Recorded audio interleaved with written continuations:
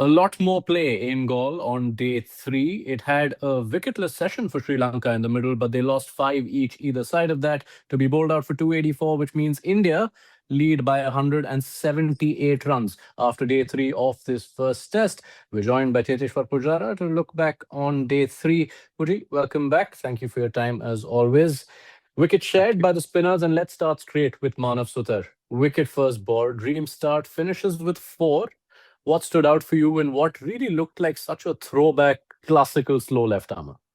Firstly, I'm mightily impressed with the way Manav Suthar has bowled in this innings and the kind of talent you see in him because he's a classical test match left arm spinner who is not afraid to give air to the ball, a proper action, the seam position, everything is perfect. I think India just needs to preserve him because going ahead, we know that Ravindra Jadeja, yes, he's performing really well.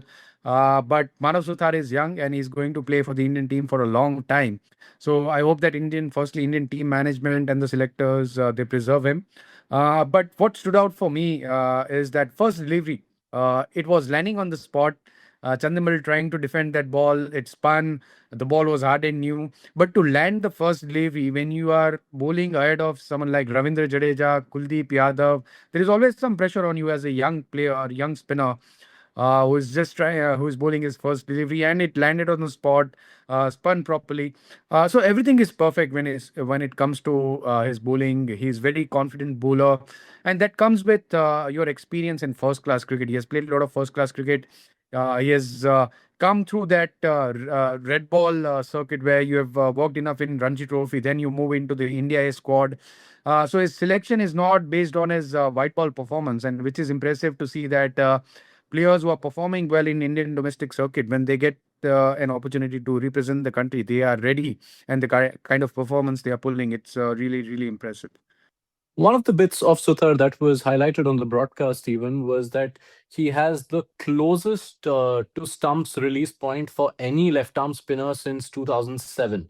So break down for us how or why that makes him any more threatening to face. Well, for a right hander, if you're facing him, if he's releasing from close to the stumps, what it does is the pitching angle changes completely. There is another way to look at it is when you go wide of the crease, because majority of the left arm spinners nowadays, because of their slingy action, they prefer to go wide of the crease. But when you have a classical left arm spin action, which Manav Suthar has, when you go closer to the stumps, and majority of his balls are drifting away from the right handers.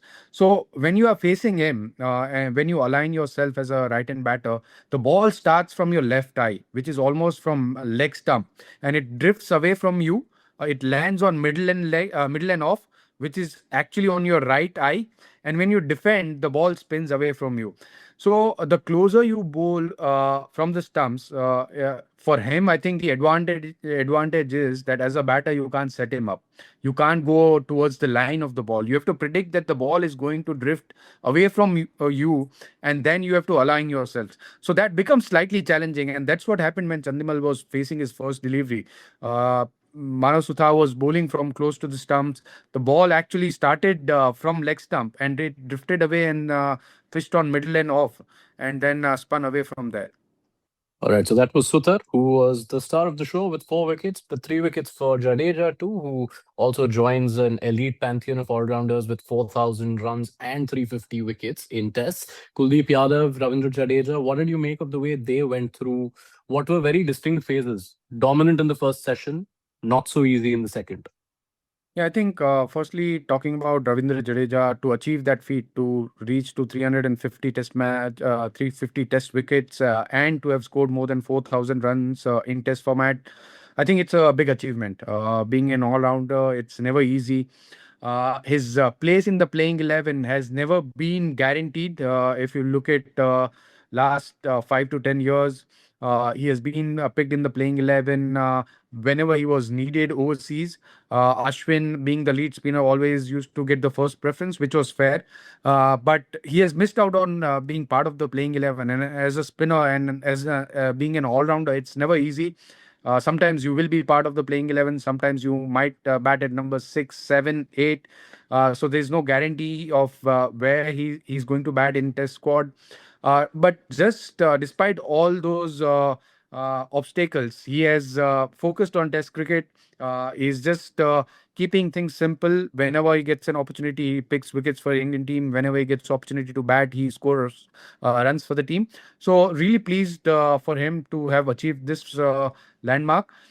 His bowling was perfect. I thought only way I can be a little more critical when both the left-handers were dominating. It was Dikwila and Sonal. When they were having that partnership, I think all our spinners, not just Ravindra Jadeja, but even Kuldeep and Manav Suthar, struggled to bowl against them when they were sweeping and reverse sweeping. So that was the phase where I think our spinners could have been slightly better bowling against left-hand batters. Even Kuldeep was very impressive. I think when he came into bowl, uh, because the ball was slightly new, he was getting little more help. Once the ball got softer, I think our spinners were finding it slightly more challenging to one is spin the ball and still to generate that pace and nip from the pitch.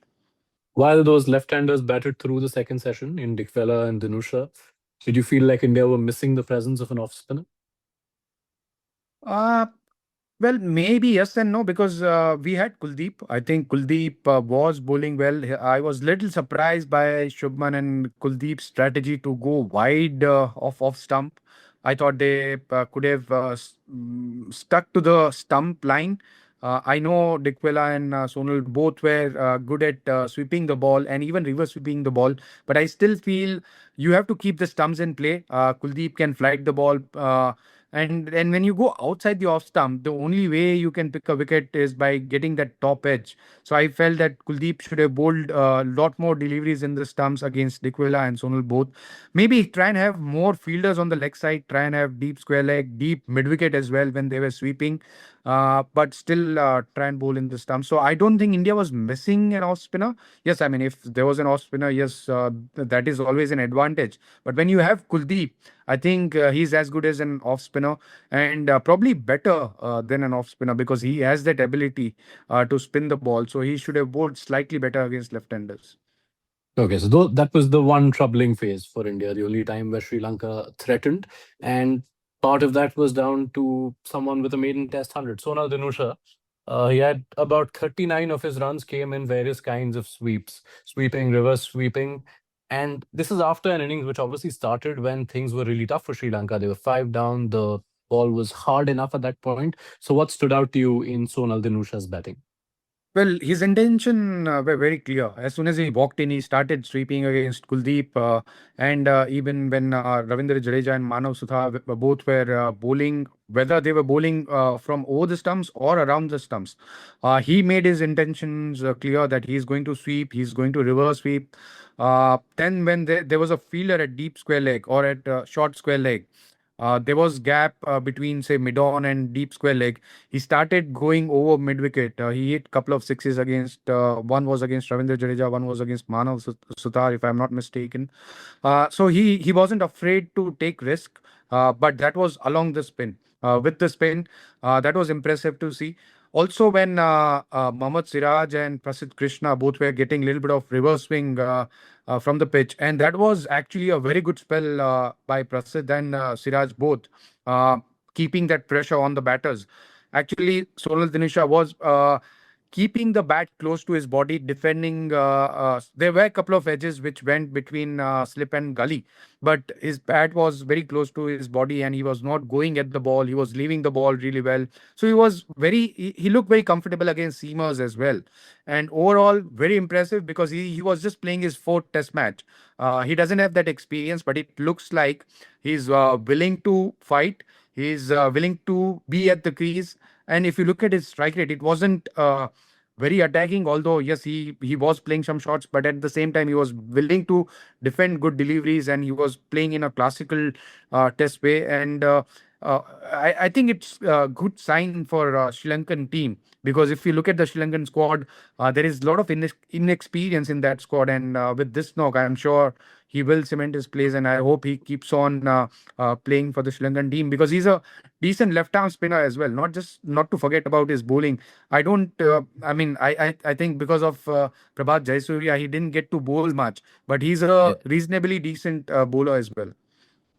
Yeah, and that partnership between Danusha and Dikwela could well be what ends up potentially saving the test for Sri Lanka, because they've batted a good amount of time, gotten them closer to India's first innings total. For Dikwela, it looked like he could get his first test 100, but instead he extends his record of having the most 50s for someone who doesn't have 100.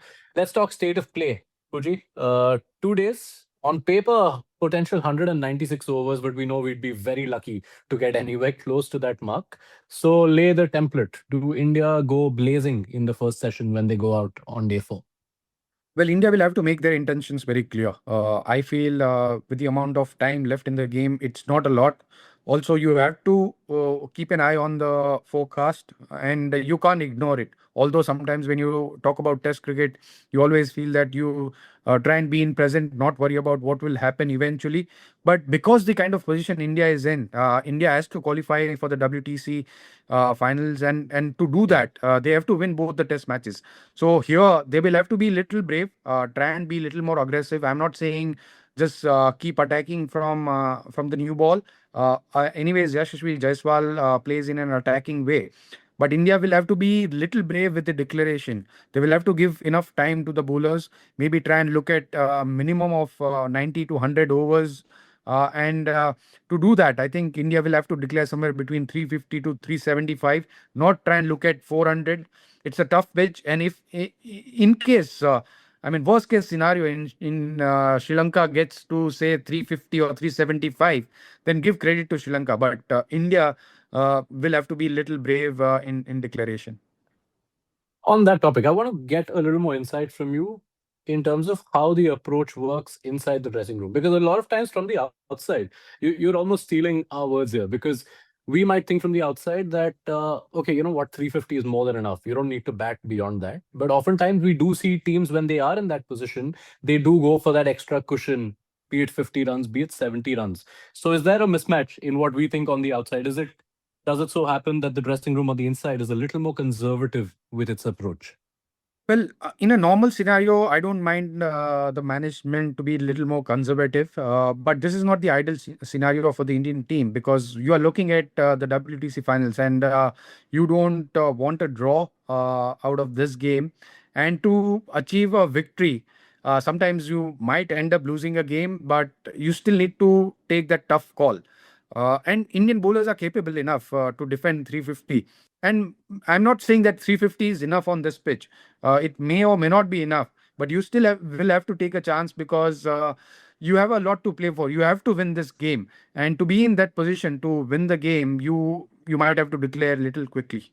Yeah, and it doesn't help that you can have no way of guessing how many overs you'll get on day 5. That is up to the rain gods, and India will hope that there is as much time as possible left in this test.